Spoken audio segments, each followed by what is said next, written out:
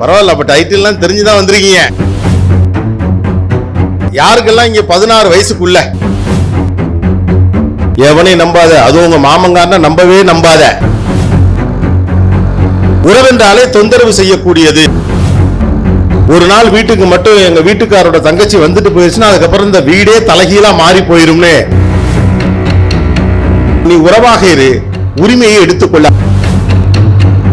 நீ உறவாக இரு, உரிமையை எடுத்துக்கொள்ளாது.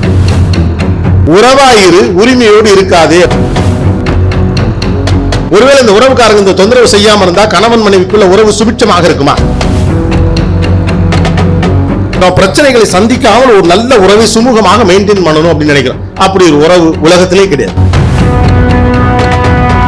ஒரு மனுஷன் என்னைக்கு உங்களுக்கு முழுசா புரியுதோ அன்னைக்கு அவரை விட்டு நீங்க போயிருவீங்க, அவ்வளவுதான்.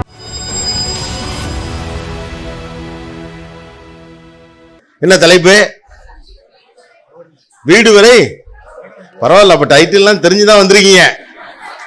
இல்ல கொஞ்சம் அட்டன்டிவா இருக்கீங்களான்னு பார்த்தேன். யாருக்கெல்லாம் இங்க 16 வயசுக்குள்ள 16 வயதுக்கு உட்பட்டவர்கள், ஒரு 75 வயசுல சும்மா கையை தூக்கி மனசு 16 புழுவப்படாது. உண்மையா 16 வயசுக்குள்ள யாரார்? Okay, 16 to 35, 35 to 55, 55 to 75. என்னப்பா இந்த ஊர்ல எல்லா ஏஜ் குரூப்லயும் ஆள் இருக்கீங்க? 75 to 100. பரவாயில்லையா, ஒருத்தர் இருக்காப்ல. எதுக்கு அப்படின்னு இந்த வீடு வரை உறவுங்கிற டைட்டில் எல்லா கேட்டகரிக்கும் ஒவ்வொரு பட்சத்துல மாறுபடுகிறது. அப்ப யாரெல்லாம் இருக்காங்கன்னு தெரிஞ்சுக்கிறத பொறுத்து தான் இதை பார்க்கணும் அப்படின்னு பார்க்க வேண்டியிருக்கு. ஸோ மிட் ஏஜ் குரூப்ல ஒரு 2 குழந்தைகளை வச்சிருக்கிற, சொந்தக்காரனை நம்பாதுன்னு சொல்லி கொடுக்குற ஒரு ஏஜ் குரூப் அதிகம் இருக்கு இல்லையா? எவனையும் நம்பாத, அதுவும் உங்க மாமங்காரனை நம்பவே நம்பாத அப்படின்னு அப்பாவும், உலகத்துல நீ யாரை நம்பினாலும் உங்க சித்தப்பம் பக்கம் மட்டும் போயிடாதன்னு அம்மாவும் சொல்ற ஒரு அற்புதமான உறவை பேணுகிற சமூகமாக நாம் இருக்கிறோம். ஏன் அப்படின்னம்னா, உறவென்றாலே தொந்தரவு செய்யக்கூடியது என்று நமக்கு ஒரு பிம்பம் கட்டமைக்கப்பட்டிருக்கிறது. அல்லது நமக்கு சில அனுபவங்கள் வழியாக நம்ம அப்படி நினைக்கிறோம். உண்மைதானே? உறவுனாலே தொந்தரவு தான். கல்யாண வீட்டுல கரைச்சல் பண்ணுவானுங்க, நல்லது கட்டத்துல குறுக்க பிரச்சனை பண்ணுவானுங்க, இருக்க உறவை கெடுத்துட்டு போயிருவானுங்க, நம்ம ஈகோவை டிஸ்டர்ப் பண்ணிடுவாங்க. ஒரு நாள் வீட்டுக்கு மட்டும் எங்க வீட்டுக்காரோட தங்கச்சி வந்துட்டு போயிருச்சுன்னா அதுக்கப்புறம் இந்த வீடே தலைகீழா மாறி போயிரும்னு வீட்டினுடைய அன்னிமார்களும், இன்னொரு பக்கம் 2 நாள் அம்மா வீட்டுக்கு போயிட்டு வந்தான்னா ஆளே மாறி போயிடுறான்னு மாமியார்களுமாக நாம சில கற்பிதங்களை உறவுகள் குறித்து வைத்திருக்கிறோம். இந்த உறவுகளை பேணுவதில் இருக்கக்கூடிய பெரும் சிக்கலுக்கான முக்கியமான காரணம் என்னன்னா, முதல் முக்கியமான விஷயம், உறவு என்பது எனக்கு உதவுவதற்காக வர வேண்டும். இதான் முதல் பாயிண்ட். நல்லது கெட்டத்துக்கு வராம இருக்கிறதுக்கு என்னத்துக்கு உறவு? உதவாத உறவால் என்ன பயன் என்று நினைக்கிறோம். உறவு என்பது தொந்தரவு செய்யாததாக இருக்க வேண்டும் என்று நினைக்கிறோம். மூன்றாவது, இந்த சைட்ல சத்தம் போடாம இருந்தா தேவையில்லையே. போட்டோகிராஃபர் அண்ணே நீதான். எனக்கு இந்த முன்னால பேசியிருந்தா கூட பிரச்சனை கிடையாது, சைட்ல பேசினா காது அங்க போயிடும். 15 வருஷ பழக்கம். யாரு சைட்ல பேசினாலும் திரும்பி பார்த்துருவேன். தேட்டர்ல என் பக்கத்துல சைட்ல யாரு பேசினாலும் படம் முடிஞ்சு என்னுடைய மனைவிட்ட 3 கதை சொல்லுவேன். தேட்டர்ல ஒண்ணுது, இந்த பக்கம் கதை, இந்த பக்கம் கதை. இவங்க 2 பேரும் படம் பார்க்கவே இல்லை, வீட்டுல பிரச்சனை அனுப்பிச்சு பேசிட்டு இடம் கிடைக்காம தேட்டருக்கு வந்தாங்க. விவரம் சைட்ல காது கொடுக்கறப்பதான் தெரியும். ரைட். சோ அப்ப உறவு குறித்து சில எதிர்பார்ப்புகள் நமக்கு இருக்கிறது. நம்ம உறவுக்காரருக்கு நம்மை பற்றி ஒரு எதிர்பார்ப்பு இருப்பதை போலவே நமக்கு நம்ம உறவுக்காரர்கிட்ட ஒரு எதிர்பார்ப்பு இருக்கு. என்னன்னா, அவர் தொந்தரவு செய்யக்கூடாது, தேவையில்லாம கண்ட விஷயத்துல மூக்க நுழைக்க கூடாது, நான் சொல்றப்ப மட்டும் எனக்கு வரணும், நான் சொல்றத அவர் கேட்கணும். என்ன பிரச்சனைனா, அந்த ஆள் அப்படி நினைக்கிறான். தேவையில்லாம உள்ள வரக்கூடாது, தேவையில்லாத விஷயங்களில் தலையிடக்கூடாது. இதுல தேவையான ஆணி தேவையில்லாத ஆணின்னு எப்படி பார்த்து புடுங்குறது? அப்ப நம்ம என்ன நினைக்கிறோம்? நீ உறவாக இரு, உரிமையை எடுத்துக்கொள்ளாது. இதுதான் உறவில் இன்னைக்கு இருக்கக்கூடிய கான்டெம்பரரி உலகத்தின் சிக்கல். நீ உறவாக இருக்கலாம், ஆனால் நீ என்னிடம் உரிமை எடுத்துக்கொள்ள முடியாது. என்னோடு மட்டுமல்ல, என் பிள்ளைகளிடமோ என் உறவுக்காரர்களிடமோ நீ உரிமை எடுத்துக்கொள்ள முடியாது. ஏண்டா வீடு கட்டல? கேட்காத. ஏண்டா ஒழுங்கா படிக்கல? கேட்காத. ஏண்டா ஊர் சுத்துற? கேட்காத. என் பிள்ளை நானே கேட்டதுல நீ என்ன கேட்கிற? அப்ப உரிமை இருக்கிற இடத்தில், உறவு இருக்கிற இடத்துல உரிமை இருக்கும் நம்ம ஒத்துக்க மறுக்கிறோம். உறவாயிரு, உரிமையோடு இருக்காது அப்படிங்கிறோம். ஏன்னா உறவு என்பது தொந்தரவு நமக்கு பிக்ஸ் ஆயிருக்கு மைண்டில். நம்ம குடும்பத்துல நம்முடைய நட்பு பாராட்டுதல்ல இருக்கக்கூடிய பிரச்சனை எல்லாத்துக்கும் காரணம் இந்த சொந்தக்காரங்க தான். ஆமாவா இல்லையா? உங்க கணவருக்கு உங்களுக்கு ஏதாவது பிரச்சனை இருக்கா லைஃப்ல? யோசிச்சு பாருங்க. வீட்டுக்கார் தங்கமான மனுஷன், என்னை நல்லா பாத்துக்கிறார், என் மனைவி நல்ல பொண்ணு, என்னை நல்லா பாத்துக்குது, என் குடும்பத்தை நல்லா பாத்துக்குது. ஆனா சண்டை யாரால வருது? யோசிச்சு பாருங்க. சம்பந்தமே இருக்காது. அவன் அண்ணங்காரன், கல்யாணத்துக்கு வந்த மச்சாங்காரன், பிரச்சனை யாரால வருகிறது? வந்துட்டு போன யாரோ ஒரு சொந்தக்காரன், இப்படி யாரோ ஒரு மூன்றாவது மனிதரால் தான் உங்களுக்கு பிரச்சனை வந்து கொண்டே இருக்குது. அதனாலதானே உறவு.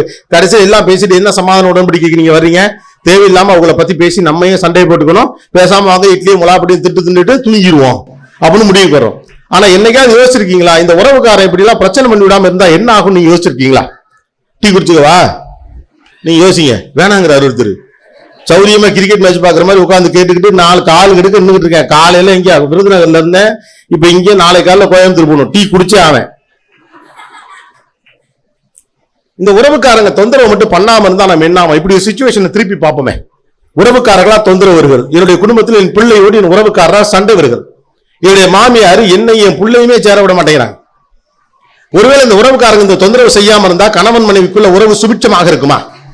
நீங்களும் உங்க கணவரும் அண்டார்டிகாவுக்கு போய் 10 நாள் இருந்துடுவாங்க. சண்டை மட்டும் வராம நீங்க திரும்ப வந்தா எனக்கு இருக்க சொத்து ஏதோ அதை நான் எழுதித்தார். ஆனா சண்டை வந்தா 1000 ரூபாய் கொடுத்தா போதும், ஏன்னா கன்ஃபார்மா வரும். அப்ப அண்டார்டிகால ஆள் இல்லாத இடத்துல உங்களையும் உங்கள் கணவரையும் உங்களையும் உங்கள் மனைவியும் உங்கள் பிள்ளைகளை மட்டும் கொண்டு போய் விட்டால் உங்க உறவுக்குள்ள சிக்கல் வராமல் இருக்குமா என்ன? அப்ப இவனாலதான் சிக்கல் வருகிறது நீங்க நினைத்துக் கொண்டே இருக்கீங்களா? உண்மையிலேயே இந்த சொந்தக்காரர்கள் தொந்தரவு என்ற பெயரில் உங்களுக்கு உபகாரம் செய்கிறார்கள் என்று உங்களுக்கு புரிவதே கிடையாது. ஒருவேளை இவர்களால் உங்களுக்குள் சண்டை வரவில்லை என்றால் உங்களால் உங்களுக்குள் சண்டை வரும். இதுதான் பிரச்சனையே. மனுஷ வெறுப்போட சண்டை போட ஆரம்பிச்சுறீங்க. எதிரில் இருக்கக்கூடிய ஆள் மேல உங்களுக்கு இருக்கக்கூடிய கோபத்தால சண்டை வரும். கணவர் மீது இருக்கக்கூடிய பிரச்சனையால சண்டை வரும். இப்ப 3வது மனுஷனால பிரச்சனை வர்றதுனால பிரச்சனை சீக்கிரமா தீர்ந்து போகுது. பிரச்சனையை உருவாக்குகிற உறவினர் உங்களுக்கு உதவுகிறாரே ஒழிய உங்களுக்கு எதிரானவர் அல்ல. இது உங்களுக்கு புரியல. எல்லாரும் புருஷ முண்டாட்டி சண்டை புருஷ முண்டாட்டி கிடைப்பட்டதாக மாறிப்போம். கணவன் மனைவிக்கு இடையில் இருக்கக்கூடிய சண்டை கணவன் மனைவிக்கு இடையிலாக இருக்கக்கூடாது. அது யாரோ 3வது மனிதனை பற்றி இருக்கிற போது பிரச்சனையே கிடையாது. உங்க அத்தை இப்படி சொல்லிவிட்டாங்க, உங்க அத்தாச்சி இப்படி பேசிவிட்டாங்க, உங்க நாத்தனார் இப்படி சொல்லிவிட்டாங்க, உங்க அண்ணங்காரு இப்படி பேசிவிட்டாரு, இப்படி பேச்சுவார்த்தை இருந்துச்சுன்னா அந்த ஆளு மேல பழிய போட்டு அந்த ஆளு தூக்கத்துல விக்கி சாப்பிட்டு நம்ம பாட்டுக்கு நிம்மதியா இருக்கலாம். இல்லைன்னா வெறுப்பு வர ஆரம்பிச்சிடும். கணவனுக்கு மனைவிக்கு மேல வெறுப்பு வர ஆரம்பிச்சிடும். அப்ப நம்ம என்ன நினைக்கிறோம்? பிரச்சனைகளை சந்திக்காமல் ஒரு நல்ல உறவை சுமூகமாக மெயின்டைன் பண்ணணும் அப்படின்னு நினைக்கிறோம். அப்படி ஒரு உறவு உலகத்திலே கிடையாது. அப்படி ஒரு உறவு உலகத்திலே கிடையாது. உங்க சிரிக்கிட்டே நீங்க 2 தடவை சொன்னீங்கன்னா 2 தடவையில ஒரு தடவை தப்பா பண்ணும் இல்லையா? சிரிட்ட பேசுவீங்களா? இன்னைக்கு இந்த ஜெனரேஷன் பசங்களுக்கு தெரியும். ஐபோன்ல சிரிட்ட பேசுறீங்கன்னா ஒரு நாள் புரிஞ்சுக்கும், ஒரு நாள் புரிஞ்சுக்காது. அலெக்சாட்ட ஒரு நாள் கேட்டீங்கன்னா கரெக்டா சொல்லும், இன்னொரு நாள் தப்பா சொல்லும். பழகின மனிதனிலிருந்து கருவி வரைக்கும் எதுவுமே உங்களை முழுதாக புரிந்து கொள்ளாத உறவு உங்களை புரிந்து கொள்ள வேண்டும் என்று தயவு செய்து நினைக்காது. உறவுல பெரும் சிக்கலே அதுதான். அதுவும் நெருங்கிய உறவுல ரொம்ப பெரிய புரிதல் எதிர்பார்க்கிறோம். ஏன்னா நமக்கு அப்படித்தான் சொல்லி கொடுத்துருக்காங்க. ஒருத்தர் நல்லா புரிஞ்சுக்கணும். ஒருத்தர் நல்லா புரிஞ்சுக்கிட்டீங்கன்னா தோழி முடிஞ்சிடும், அத்தோட போயிடும். கணவன் மனைவியை முழுமையாக புரிந்து கொள்ள வேண்டும். மனைவி கணவனை முழுமையாக புரிந்து கொள்ள வேண்டும். பாய் ஃப்ரெண்ட் கேர்ள் ஃப்ரெண்டை நன்றாக புரிந்து கொள்ள வேண்டும். கேர்ள் ஃப்ரெண்ட் பாய் ஃப்ரெண்டை நன்றாக புரிந்து கொள்ள வேண்டும். அவர் இவரை புரிந்து கொள்ள வேண்டும், இவர் அவரை புரிந்து கொள்ள. பரிச்சயம் வச்சிருக்கீங்க. ஒரு மனுஷனை என்னைக்கு உங்களுக்கு முழுசா புரியுதோ அன்னைக்கு அவரை விட்டு நீங்க போயிருவீங்க. அவ்வளவுதான், அத்தோட புட்டுக்கும். மனித வாழ்வினுடைய அற்புதமே ஒரு மனிதரை புரிந்து கொள்ள முயற்சிப்பது மட்டும்தான். முற்றிலுமாக நீங்கள் ஒரு மனிதரை புரிந்து கொண்டால் அவரிடமிருந்து நீங்கள் விலகி விடுவீர்கள். எல்லாரையும் புரிஞ்சுக்கலாம் ட்ரை பண்ணாங்க. உறவுல அது ஒரு பெரிய சிக்கல். புரிஞ்சுக்கவே முடியல. இந்த நெருக்கமான உறவுகளில் இருக்கக்கூடிய பெரிய சிக்கல் என்ன? இந்த மனிதரை என்னால் புரிந்து கொள்ளவே முடியவில்லை. ஏன்னா புரிஞ்சுக்கணும் நம்ம ட்ரை பண்றோம். எதுக்கு நீங்க புரிஞ்சுக்கணும்? 85 வயசுல தாத்தா செத்து போயிறார். 16 புள்ள. தாத்தா உடம்பு சரியில்லாம இருந்து இறந்து போகிறார். அவரை இடுகாட்டில் அடக்கம் செஞ்சுட்டு கொஞ்சம் ஆசுவாசமாக பேரப்பிள்ளைகள் எல்லாம் தாத்தா பத்தி சொல்லுங்க அப்படின்னு அந்த பாட்டிக்கிட்ட கேட்கிறாங்க. கவலைகள் கொஞ்சம் வடிந்து அதற்கு பிறகு தன்னுடைய கணவர் பற்றி 16 பிள்ளை பெற்று 55-60 வருஷம் சேர்ந்து வாழ்ந்து அந்த பாட்டி சொல்றாங்க, நல்ல மனுஷன், எல்லாம் செய்வாரு, பண்ணுவாரு, போவார். என்ன ஒண்ணு அவரை புரிஞ்சுக்கவே முடியல. எது? 50 வருடம் வாழ்ந்த பிறகு அந்த அம்மாவோட ஸ்டேட்மெண்ட் அவரை புரிஞ்சுக்க முடியல. புரிஞ்சுக்க முடியாதனாலதான் 16 பிள்ளை பெற்று சந்தோஷமா இருந்திருக்காங்க. முழுசா புரிஞ்சிருந்துச்சு 2 பிள்ளையோட முடிஞ்சிருக்கும்.